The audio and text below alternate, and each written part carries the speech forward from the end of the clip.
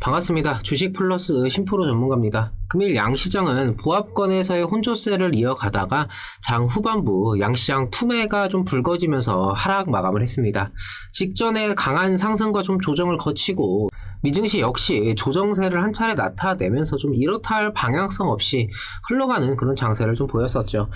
금일 신규 확진자가 2,000명 넘게 나오면서 위드 코로나 시행을 위한 제한 조치 해제를 앞두고 우려감은 계속해서 커지고 있습니다.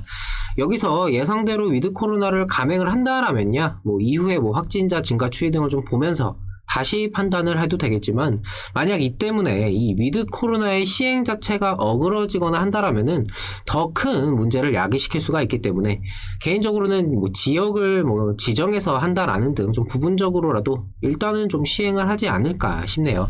여러 가지로 좀 봐야 할 변수들이 많다라는 생각입니다. 금일 카카오 관련해서 말씀드리는 시간을 가져보도록 하겠습니다. 이 카카오에 대한 대응이라든지 정보, 이런 시장 상황, 여러 가지 것들이 궁금하고 지속적으로 관련된 내용들을 좀 받아보고 싶다 하시는 분들은 구독, 좋아요, 알림 설정까지 한 번씩 부탁을 드리겠습니다. 카카오는 이 지난 규제 논란으로 인해서 고성장이라는 기존에 가지고 있던 메리트가 줄어든 것은 맞지만 성장에 대한 부분, 이 가치 자체가 퇴색된 것은 아니기 때문에 이 상승에 있어서 이전보다 이 시간적인 소요가 더 걸릴 뿐 우상향 기조를 다시금 이어갈 것이다 라고 좀 생각을 하고 있습니다. 때문에 이 본인의 성향에 따라서 내가 좀 중장기적인 이 상승세를 좀 활용을 할 것인지, 아니면 기간적으로 좀 오래 걸릴 수가 있기 때문에 종목을 교체하면서 이후의 상황을 다시금 도모를 할 것인지 선택을 할 필요가 있다라는 생각인데요. 일단 국감 이후에는 좀 금일 전체적인 시장의 영향으로 하락 눌림이 나오긴 했지만 나름대로 좀 긍정적인 흐름을 이어왔다라는 생각입니다.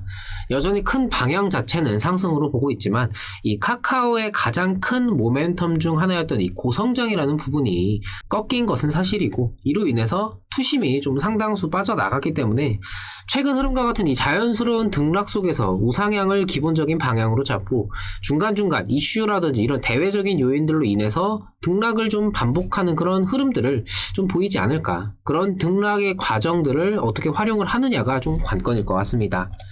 이 카카오페이의 공모 청약으로 카카오가 어떤 영향을 받을 수 있을까? 이것도 사실 좀 변수 중에 하나인데, 규제 논란과 함께 말도 많고 탈도 많았던 이 카카오페이의 공모는 우려했던 것과는 다르게 좀 성황 내에 진행이 되었다라고 좀 보여집니다. 약 182만 건의 청약이 진행이 되었고 배정된 물량은 425만 주 가량으로 1인당 2주가 약간 넘는 정도의 주식을 배정받을 전망입니다. 이번 공모 청약은 이 100% 균등 배정 방식으로 진행이 되면서 이로 인해서 좀 더 많은 사람들이 신청을 한 게 아닌가, 이런 생각도 좀 드는데, 최근 이 신규 상장 종목들이 높은 공모가로 상장을 한 이후에 좀 흘러내리는 그런 경우가 많아지면서 이 청약 경쟁 자체가 좀 시들시들해졌고, 더군다나 이 카카오페이 같은 경우는 이 정부 규제로 인해서 우려감이 상당히 있었던 상황입니다. 하지만 이것에도 불구하고 선방을 했다, 이런 좀 평가를 받고 있죠. 다만 이 카카오페이의 공모 및 상장 이후 흐름이 어떻게 나오더라도 모회사인 카카오 주가까지는 영향이 크지 않을 전망인데요. 이전에 카카오뱅크의 상장 당시 시장 자체가 좀 하락장이 연출이 되면서 이 카카오뱅크는 상장 초기 몰린 이 수급으로 강세를 보였었지만 이게 카카오의 주가까지 영향을 크게 미치지는 못했었죠. 공모주에 대한 관심이 많아지면서 확실히 이전보다 이 지분가치 부각으로 인한 모회사의 주가 변동이 좀 약해질 수밖에 없었고, 더군다나 이 카카오는 카카오게임즈, 카카오뱅크 등 이미 자회사들의 상장을 겪으면서 이러한 영향력이 많이 줄어들었다는 생각입니다. 상장 이후 이 카카오페이 주가 흐름이나 전반적인 시장 상황 등 여러 요소를 다시금 보면서 판단해 볼 필요는 있겠지만, 방금 말씀드린 이 지분 가치로 인한 주가 변동이 이전에 비해서는 약해졌다라는 점과 앞서 있었던 자회사들의 상장으로 인해 이러한 민감도가 함께 줄어들면서 카카오페이의 움직임이 어떻게 나오느냐에 따라서 카카오가 영향을 받을 정도는 좀 약하지 않을까, 이렇게 좀 볼 수 있겠습니다. 오히려 이 개인적으로 이 카카오페이의 상장이 카카오에게 좀 긍정적인 부분은 이 상장으로 인한 지분가치 부각, 이것보다는 지금의 이 규제 논란으로 인해서 발생한 카카오의 이 성장에 대한 부정적인 시각을 일부나마 해소할 수 있다라는 점이라고 생각을 합니다. 카카오페이의 이 사업 영역은 크게 이 결제 부분과 금융으로 나뉘게 되는데, 주력 사업은 이 결제 쪽이죠. 금감원 전자공시에 따르면 작년 카카오페이의 매출액이 약 2,844억 원이 나오는데, 이 결제 부문의 매출은 2,046억 원, 비중으로는 약 72%가량을 차지를 했습니다.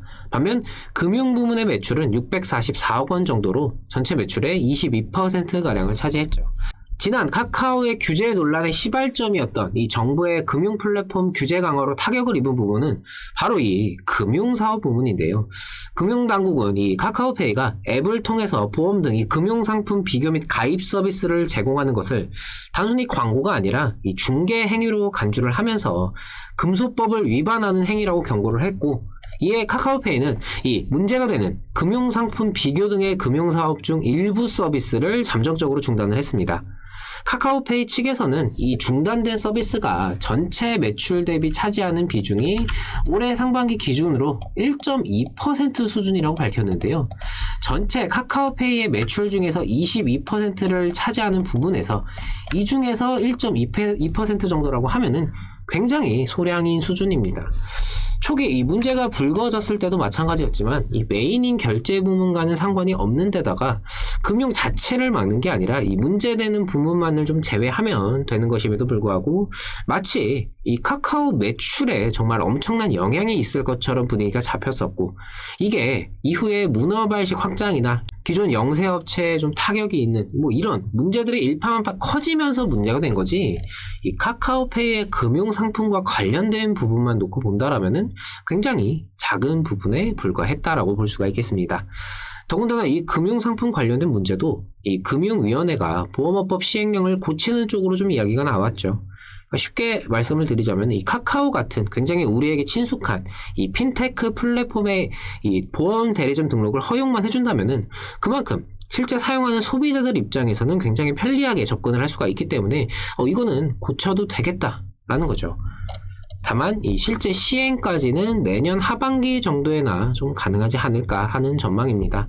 입법 예고부터 규제개혁위원회라든지 법제처 심사, 차관회의, 국무회의까지 거쳐야 하는 과정들이 많기 때문에 최소한 반년 이상은 걸릴 수밖에 없는 그런 상황이죠.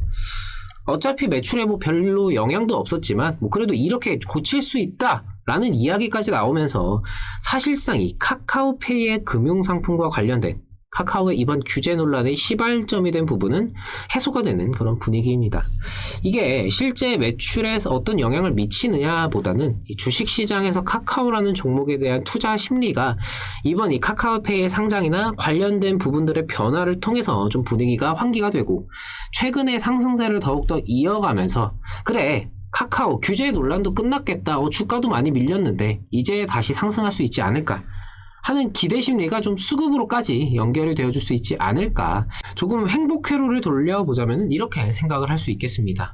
물론 이 과정이 확실히 좀 이전에 강한 상승을 나타냈었던 이전의 이 시기들과는 좀 비교를 했을 때는 약할 수밖에 없겠지만, 앞으로 카카오라는 이 기업, 이 브랜드 자체가 성장을 안 하는 것도 아니고, 이게 한번 이렇게 꽈당 넘어졌다라고 해서 못 일어날 정도는 아니죠. 다시 툭툭 털고 나아가면 됩니다.